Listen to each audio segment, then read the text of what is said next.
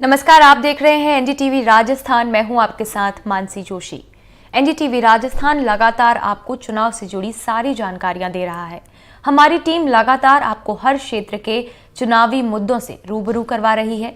इसी कड़ी में एनडीटीवी राजस्थान की चुनावी यात्रा पहुंची है प्रदेश के झोटवाड़ा विधानसभा क्षेत्र में।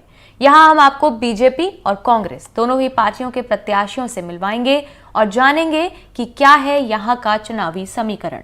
राज्यवर्धन राठौर उन 7 सांसदों में से एक हैं जिन्हें पार्टी राजस्थान में अब विधायक का चुनाव लड़वा रही है। राज्यवर्धन के सामने चुनौतियां कई हैं। उनके सामने भाजपा से टिकट मांग रहे समाजसेवी आशु सिंह सरपुरा खड़े हैं। कांग्रेस से युवा नेता अभिषेक चौधरी भी हैं। भाजपा के झोटवाड़ा विधायक पहले उनके सामने निर्दलीय खड़े हुए थे, लेकिन अब उन्होंने पर्चा वापस लेकर राज्यवर्धन के लिए राह आसान कर दी है। लेकिन कांग्रेस के झोटवाड़ा विधायक लालचंद कटारिया ने भी इस चुनाव को दिलचस्प कर दिया है। झोटवाड़ा विधानसभा की मैदान को छोड़ के वे राजनीतिक संन्यास ले बैठे हैं, जिससे अटकलें तेज हैं कि कहीं उन्होंने भाजपा की मदद करने के लिए तो संन्यास नहीं ले लिया। क्या है इस विधानसभा के लोगों और प्रत्याशियों की समस्याएं, जानने के लिए देखिए हमारा खास कार्यक्रम एनडीटीवी की चुनावी यात्रा। हम चुनावी यात्रा पे हैं कर्नल राज्यवर्धन सिंह राठौड़ के साथ। वैसे कर्नल राज्यवर्धन सिंह राठौड़ पहले आर्मी में थे, उसके बाद में उन्होंने देश के लिए एथेंस ओलंपिक्स में सिल्वर मेडल जीता था। उनका निशाना बहुत ही सटीक है। राजनीति में प्रवेश करने के बाद 2 बार एमपी जीत चुके हैं और अब बाजी खेल रहे हैं एमएलए की। पार्टी ने उन्हें झोटवाड़ा से मैदान में उतारा है। इस विधायक का चुनाव वो लड़ रहे हैं। झोटवाड़ा जो सीट है अपने आप में राजस्थान की सबसे बड़ी विधानसभा है। इसमें एक नगर पालिका है। झोटवाड़ा में 41 ग्राम पंचायतें हैं और 22 नगर निगम है। तो आइए देखते हैं कितना सटीक और कहाँ लगता है कर्नल राज्यवर्धन सिंह राठौड़ का निशाना इस बार।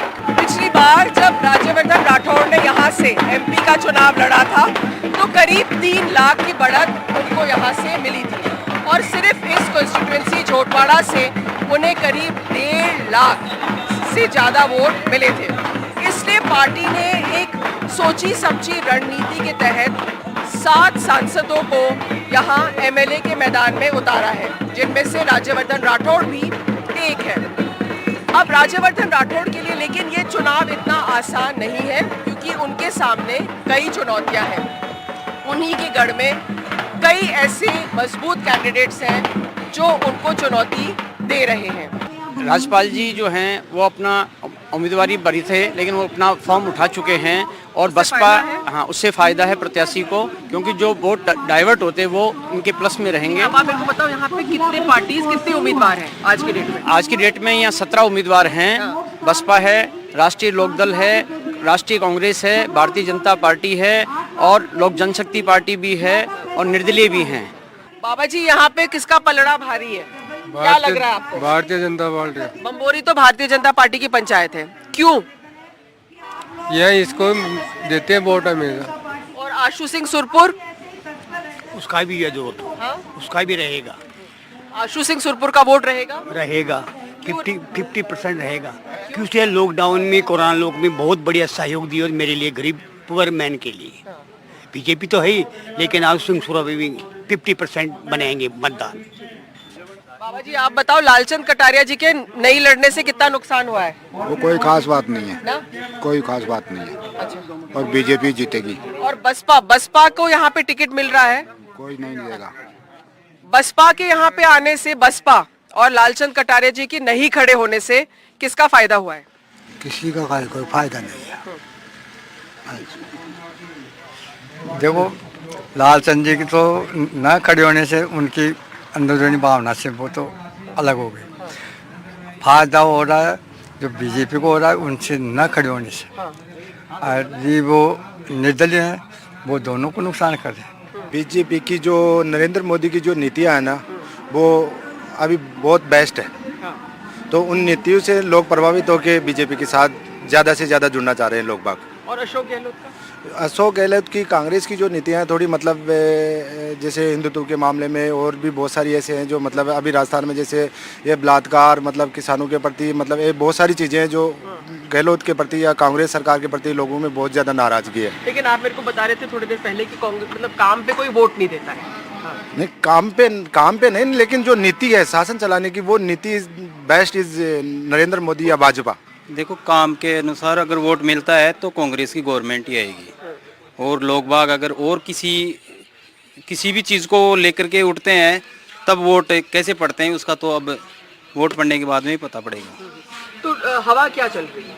हवा तो देखो गहलोत जी की भी चल रही है और इनकी भी चल रही है, दोनों की चल रही है, क्योंकि जो पार्टी जिस टाइम में सर गवर्नमेंट बनी हुई रहती है ना, उसके अपोजिट वाले हवा कैसी उठाते हैं वो तो सब जानते हैं कि उनके छोटी सी गलती को भी भारी गलती उठाते हैं।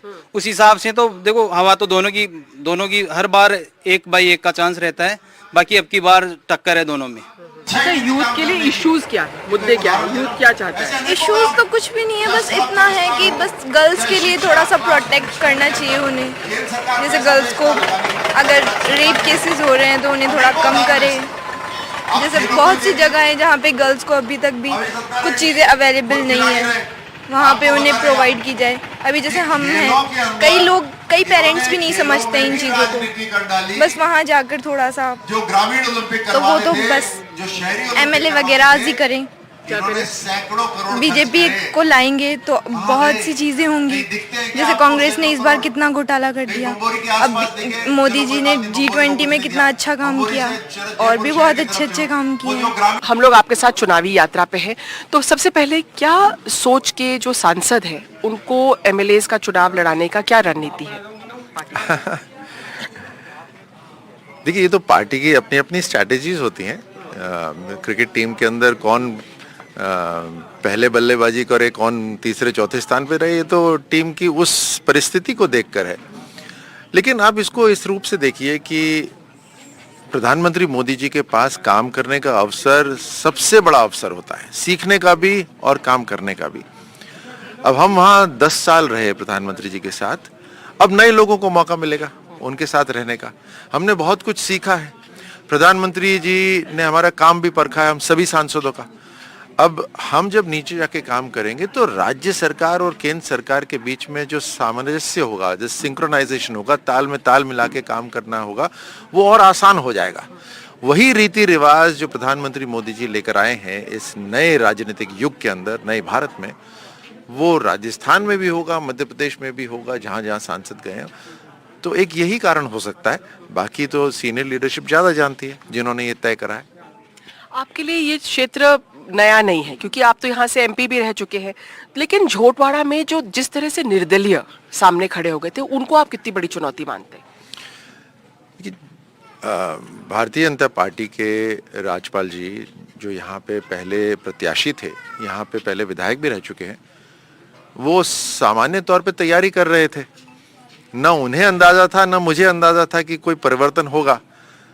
अब ये भी कोई मशीन तो है नहीं, तो एक बार को जब निर्णय आया तो सभी को एक बार तो लगता है कि ये क्या है निर्णय, और एक बार संतुलन होने में जो टाइम लगा वही शुरू वाला समय था। सभी हमारे कार्यकर्ता ही हैं, और ये भारतीय जनता पार्टी की ताकत है कि धैर्य और अनुशासन इतना है कि सब के सब एक एक कार्यकर्ता पार्टी के साथ आ जाते हैं। आज भारतीय जनता पार्टी के सारे कार्यकर्ता और नेता आज पार्टी के साथ हैं।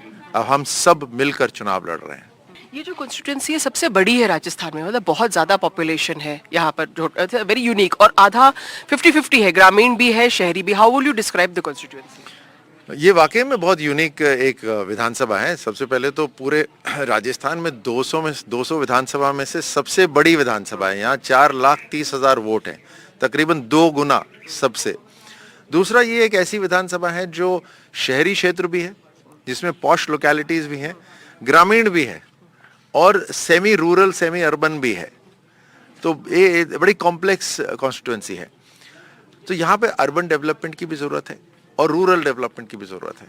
यहाँ पे जो परिवार बसे हैं, सबसे ज़्यादा पॉपुलेशन है, तो जो परिवार बसे हैं ये वो परिवार हैं जो अपने गांव छोड़कर शहर आए अपने बच्चों को अच्छी शिक्षा देने के लिए, अच्छी शहरी सुविधाएं देने के लिए, तो इन्होंने पहला कदम उठाया है अपने कंफर्ट जोन से बाहर आने का।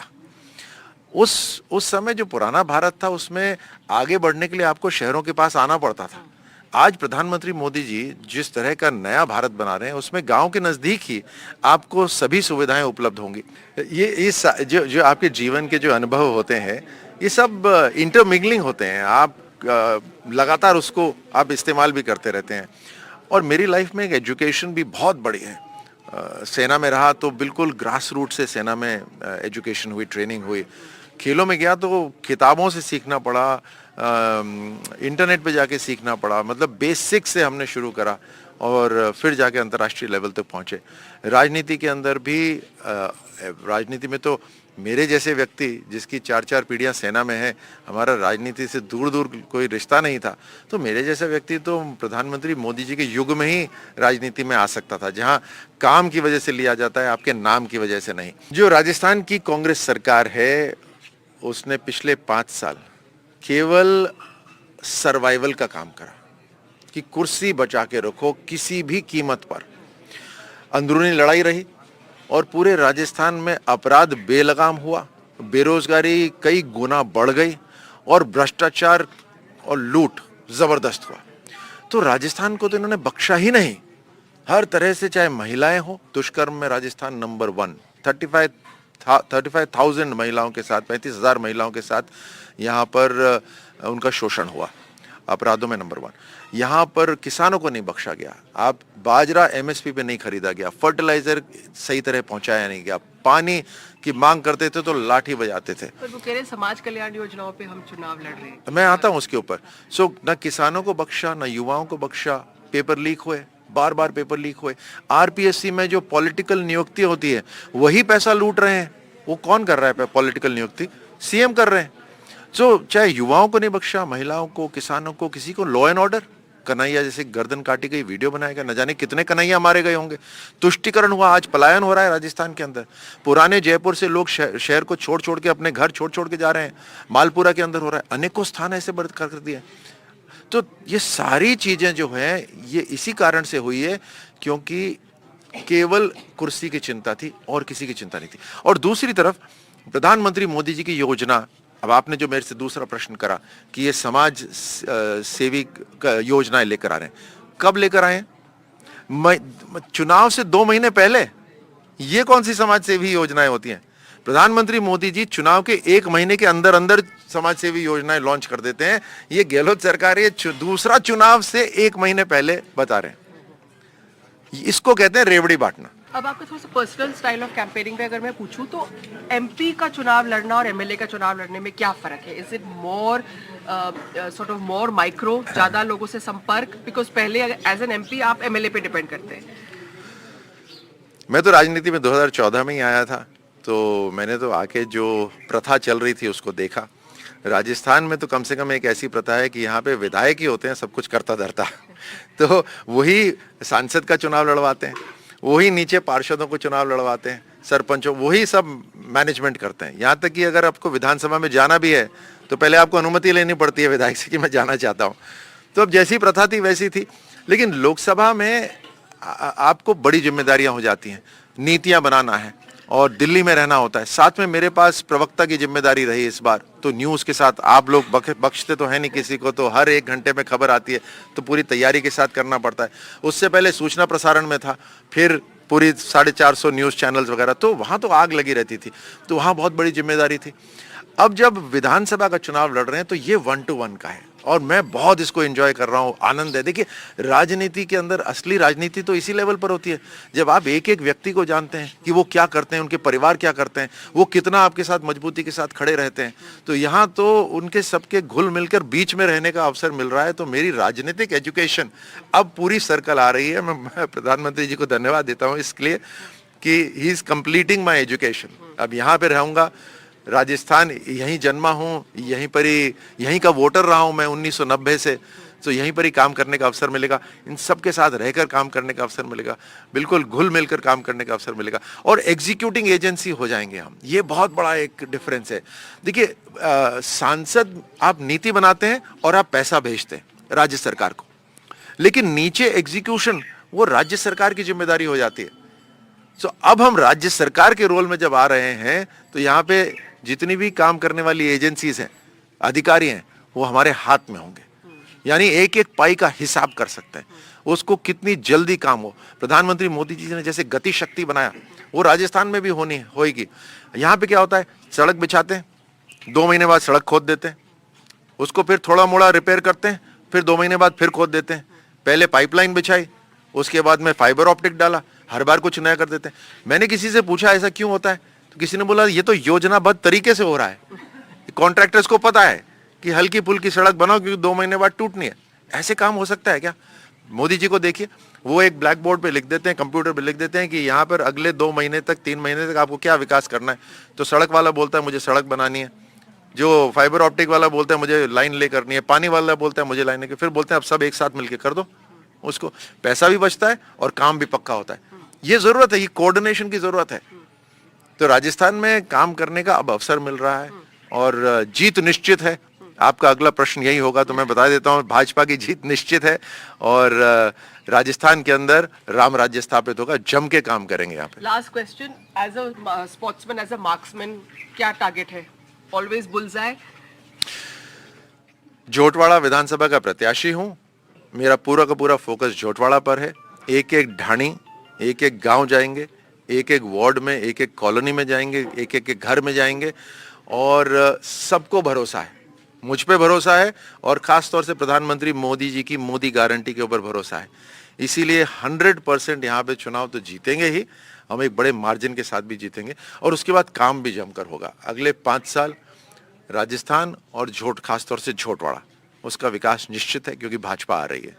देखिए ये वजह तो आला कमान ही जाने, क्योंकि पहले ये तय किया गया था कि सर्वे के आधार पे टिकट होगा और अगर सर्वे के आधार पे टिकट देते तो 200 विधानसभा क्षेत्र में आप, अगर मैं तो झोटवाड़ा की बात नहीं कर रहा हूँ, 200 विधानसभा क्षेत्र में यदि सर्वे करवाया तो टॉप के नंबर पे, क्योंकि मैंने काम किया है 15 साल तक मैंने यहाँ ग्राउंड पे रह के सेवा की है।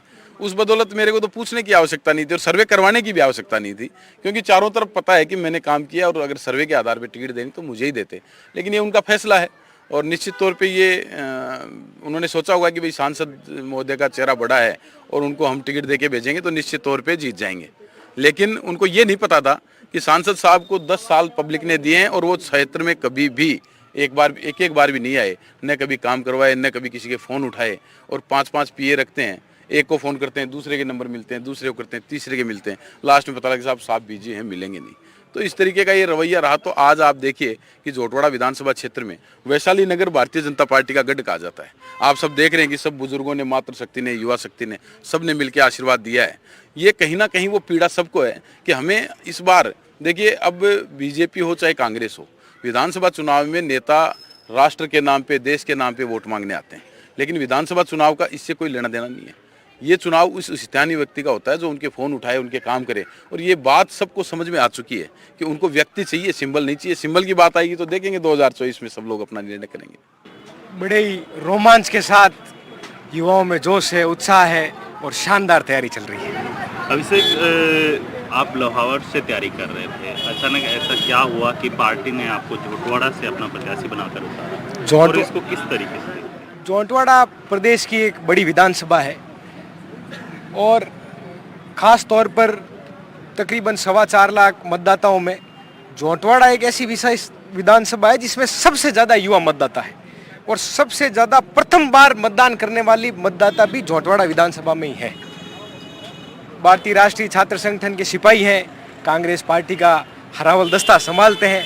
पार्टी ने हमें इस लायक समझा, मैदान में उतारा है, पूरी ताकत से चुनाव लड़ रहे हैं। लेकिन आप लोहावट से तैयारी कर रहे थे, आप अचानक ऐसा क्या हुआ कि पार्टी को आप झोटवाड़ा से आपको प्रत्याशी बना? कांग्रेस पार्टी का निर्णय है। पार्टी को लगा युवाओं के बीच में हमारी विचारधारा की बात करने वाला, नौजवानों की बात करने वाला कोई व्यक्ति भेजा जाए। पार्टी ने मौका दिया, पार्टी के दिए हुए काम को पूरी ईमानदारी से कर रहे हैं। इस बार के चुनाव में राज्यवर्धन सिंह राठौड़ जो पार्लियामेंट मेंबर है, पूर्व सेंट्रल मिनिस्टर भी रहे हैं, 10 साल से वो एक्स MP रहे हैं और उन्होंने क्षेत्र में देखा नहीं है, तो उनका विरोध है। और उन्हीं की पार्टी के बागी प्रत्याशी आशु सिंह सूरपुरा ताल ठोक कर खड़े हैं। इसका फायदा हमें पूरा हमारी कांग्रेस पार्टी को मिल रहा है। फिर दूसरी बात कि NSUI एक छात्रों की, हमारे कार्यकर्ताओं की लंबी फौज भाई अभिषेक के साथ है और हमें पूरी उम्मीद नहीं, पूरा विश्वास है हम ये चुनाव जीतेंगे और डटकर मुकाबला करेंगे भारतीय जनता पार्टी का। कितने वोट? लगभग 40,000 वोटों से हम ये चुनाव जीतेंगे, जो आकलन अभी चल रहा है। और वोट चाहे 1000 वोटों से जीत हो, लेकिन जीत हमारी होगी बस। झोटवाड़ा का जो चुनाव है वो सिर्फ राज्यवर्धन राठौड़ का ही चुनाव नहीं, लेकिन राजस्थान की अलग अलग जो रस्साकशी हो रही है पार्टियों के बीच में, उसको भी एक तरह से दर्शाती है।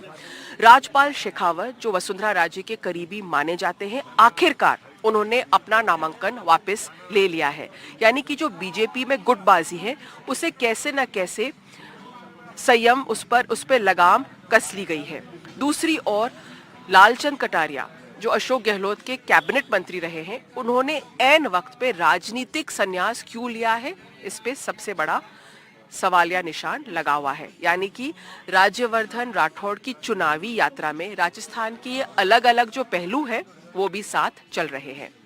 जयपुर से कैमरा पर्सन सुशील कुमार के साथ हर्षा कुमारी सिंह, NDTV।